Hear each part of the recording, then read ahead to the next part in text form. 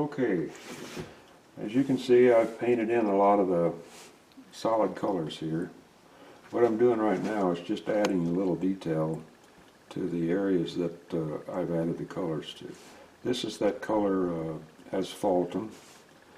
The belt here is a mixture of burnt umber overcoated with asphaltum. And that gives you a real rich color. I've given my gun the first coat. This is burnt umber also. Being as most of the gun is dark, I'll coat the stock with asphaltum so it'll have a real rich texture like that there. And then the gun barrel will mix up a color to pretty well match the gun barrel, and also the same for the brass area here.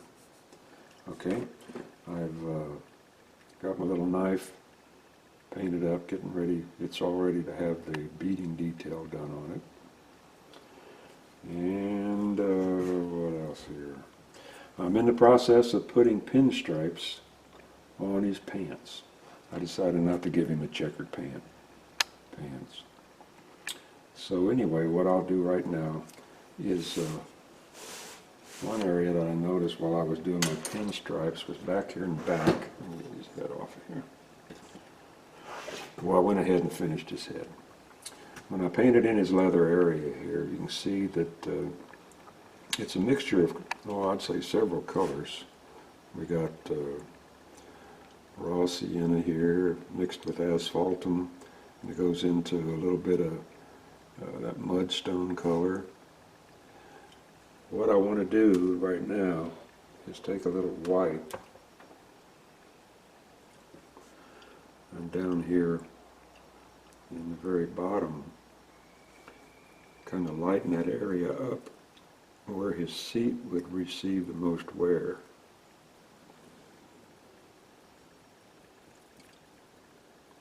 I'm just using a sort of a stippling technique. Accomplishes that.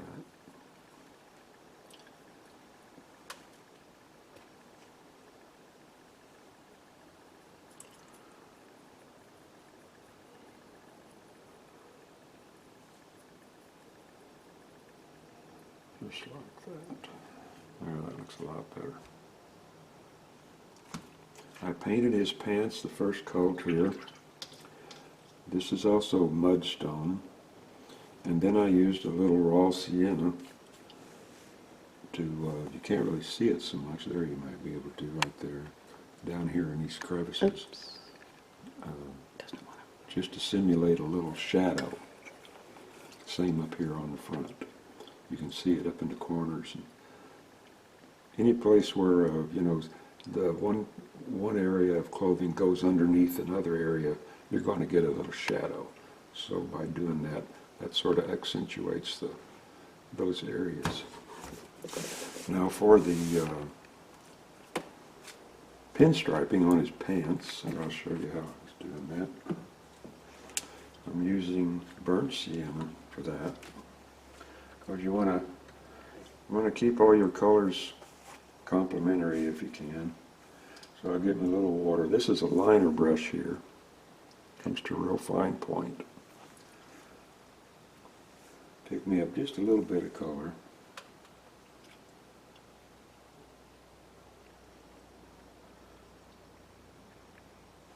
I don't want too much water or too much paint on my brush. More water, and I just want an extremely thin point to it.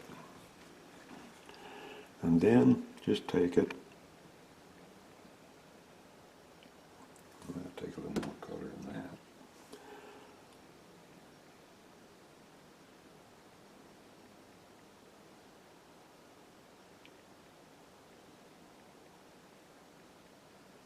Keep your strokes the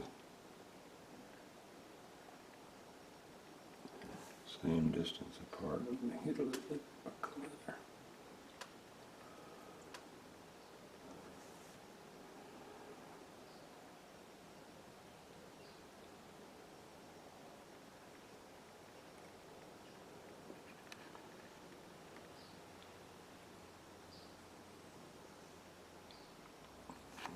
can't reach, just go back and finish those strokes.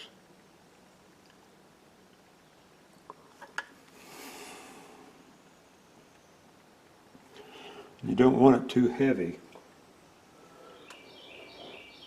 because again, something like this reduced to scale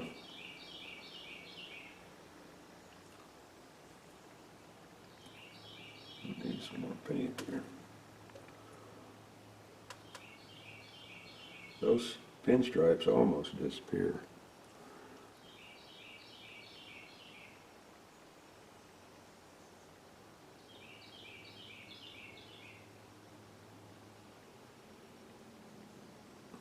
But they sure add a lot to the carving, I think. It's just a little extra thing to do that separates your things from everybody else, which is what you want. Yeah, that looks great. Now most people won't even notice things like that, but a person who's going to buy this certainly will, you know, because they're going to lay out some money for it, so, you know, they're going to really check it over. Okay. Clean that out really good.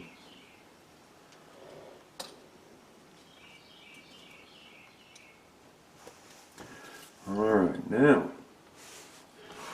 on his belt here, I want to, you know, try to get these colors kind of antique-y. I don't want a real bright gold. Find a pin.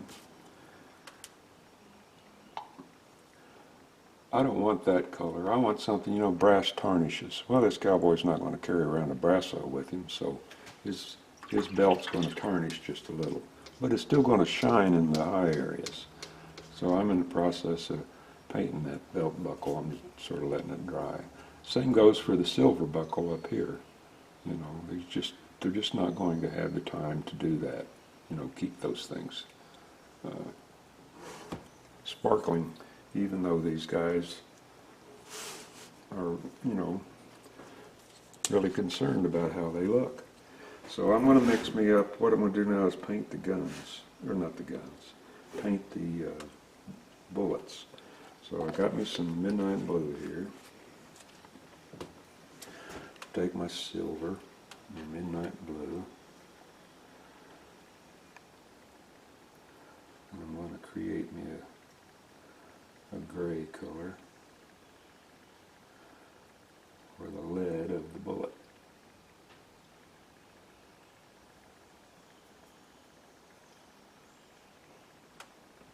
That's pretty good.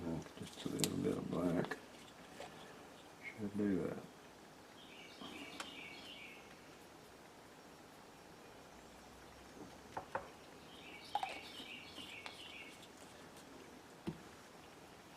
Take a good look at that.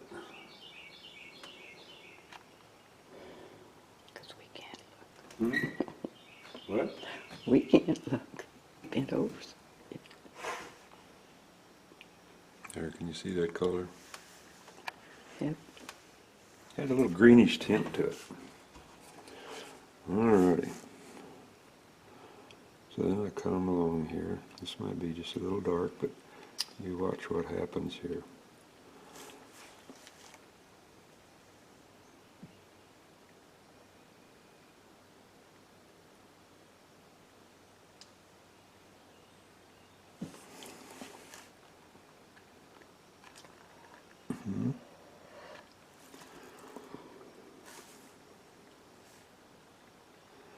I'll just do one set of bullets here for you.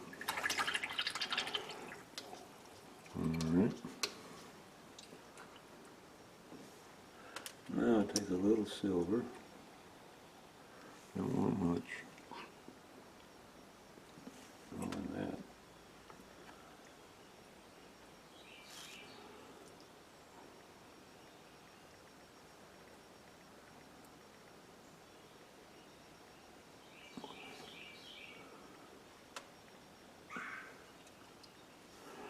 paint really needs to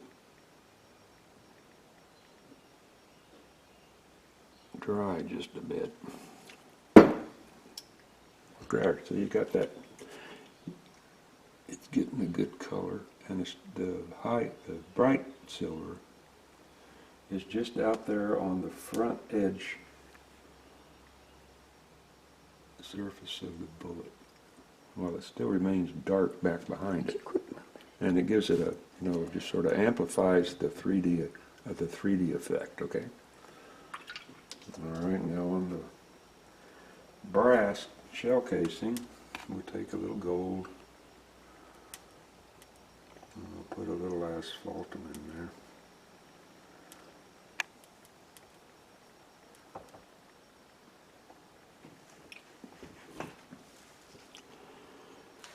And we'll paint that on there.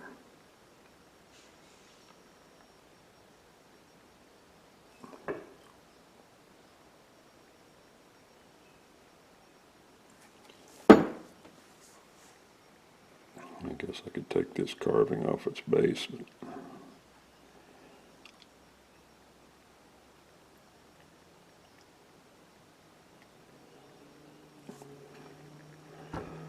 there. Okay, use a smaller brush, might be a little easier. And then we go back to the gold again.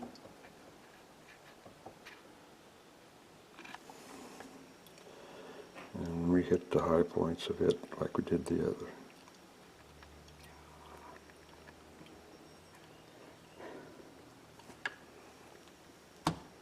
There, see, that makes a good bullet. Now maybe that silver is dry enough now.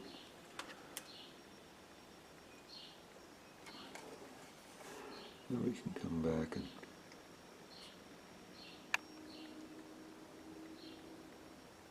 not really.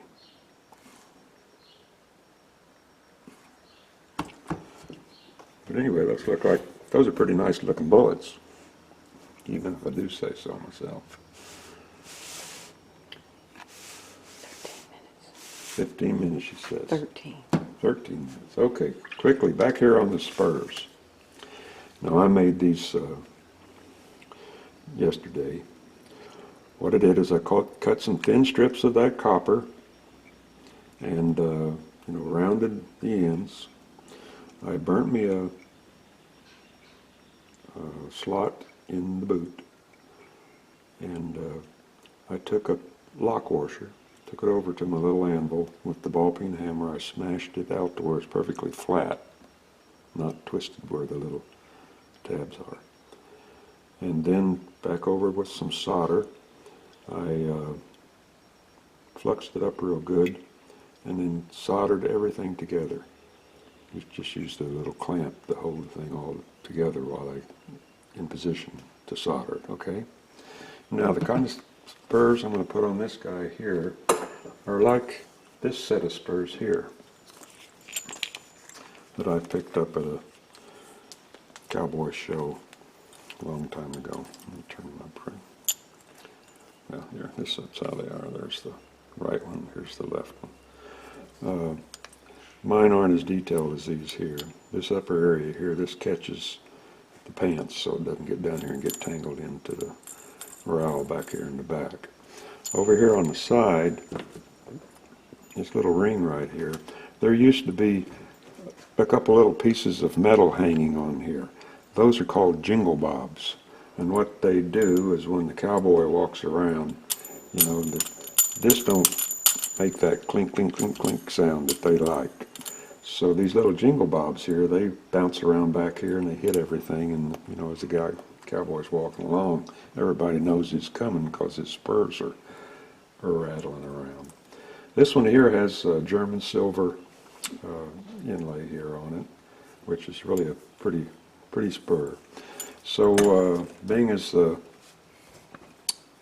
Angora Chaps cover up most of the outer area of the spur, I'm just going to be able to just indicate just a little bit, as Gabby would say, of this decoration here. But it'll look good. See, they put any of that decoration on the inside of the spur, just on the outside. So let's see, is there anything else before Judy shuts the camera off? Well, I guess that's going to be it. What I'm not going to be able to show you everything as I'm painting this thing. That would just take forever, and I'd never get anything done. But what I will show you is when I come to an area that I think you might be interested in seeing how I do a certain area, just like the bullets or the pinstriping. I'll save that and we'll cover that in the video. I think he's going to have a red shirt, sort of a red shirt, with a yellow bandana. I've got to paint his cuffs here. They're probably going to be brown, some color of brown. And then we still got the gun and the beading to do on the knife. So we're slowly getting there. Slowly. I would probably finish painting this guy in a day, but as you can see, it's going to take longer than that by doing it piecemeal over time. So anyway, until the next video, we'll be working on some other area. I'll talk to you later.